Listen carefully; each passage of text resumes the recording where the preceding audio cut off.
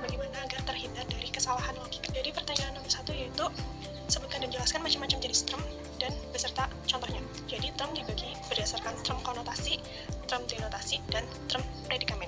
Jadi yang pertama yaitu term berdasarkan konotasi. Berdasarkan konotasi, term atau isi yang dikandung oleh term itu dapat dibagi menjadi dua, yaitu term konkret dan term abstrak. Term konkret dan term abstrak banyak dijumpai dalam perbincangan sehari-hari maupun dalam bidang ilmu. Dalam logika, perlu diperhatikan bagaimana memandang suatu realitas dengan menggunakan term yang mengandung konsep konkret dan term yang mengandung konsep abstrak. Contohnya yaitu, contoh dari term konkret sendiri, misalnya wanita cantik. Jika melihat seorang wanita kemudian berkata, oh wanita itu cantik, maka hal ini menunjukkan pada suatu realitas, yaitu wanita dengan sifat wajahnya yang cantik. Konsep atau pengertian yang terkandung dalam term wanita cantik ini berarti konkret, artinya dengan langsung memperlihatkan realitas sebagaimana subjek yang mempunyai diri. Perlu dijelaskan di sini bahwa pengertian diri menurut logika bukan sesuatu yang berjasa saja, tetapi yang tidak berjasa pun dapat disebut diri jika memiliki kepribadian dengan sifat-sifat tertentu. Misalnya, negara. Negara ini tidak mempunyai jasa yang dapat ditangkap dengan panca indera. Selanjutnya yaitu contoh dari term abstrak. Contoh dari term abstrak yaitu kecantikan.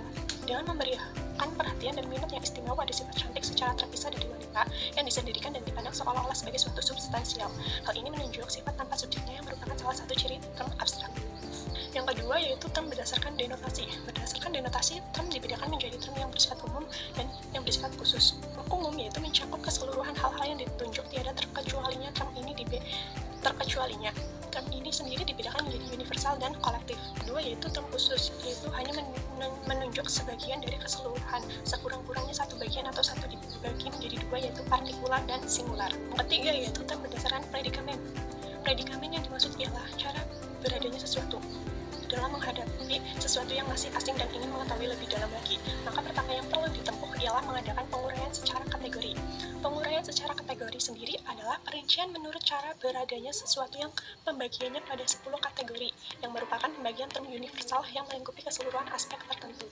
Pembagian 10 kategori atau predikamen yang dimaksudkan dan menunjukkan cara beradanya yang paling umum yang pembagiannya secara terperinci adalah predikamen substansi, yaitu hakikat zat terdapat dalam diri yang dapat berdiri sendiri, misalnya manusia, hewan, pohon, dan predikamen aksidensia yaitu beserta zat sebagai pemberi bentuk yang tidak dapat berdiri sendiri, misalnya kuantitas, kualitas, dan aksen. Nomor 2 yaitu menjelaskan dan memberikan contoh bentuk sesat pikir atau logical fallacy dan bagaimana sih agar terhindar dari kesalahan logika. Jadi, sesat berpikir atau logical fallacy adalah kesalahan dalam berpikir atau bernalar yang tampaknya logis, tetapi sebenarnya tidak valid.